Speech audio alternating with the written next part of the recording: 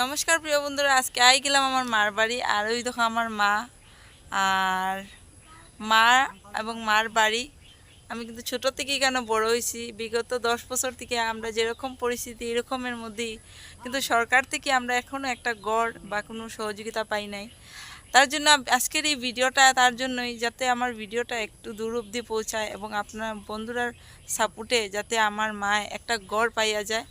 আর সবাই একটু আশীর্বাদ করবেন যে আমার মা তাড়াতাড়ি একটা ঘর পাইতে পারে। এই দেখুন না বন্ধুরা, তুফান বৃষ্টি দিলে খুবই খারাপ পরিস্থিতি, খুবই একদম খারাপ, ভিতর থেকে ভাঙ্গা, বাইরে থেকে ভাঙ্গা, সব দিক থেকে ভাঙ্গা। কিন্তু তবুও মার বাড়ি যেরকমই হোক, মার বাড়ি তো মার বাড়ি।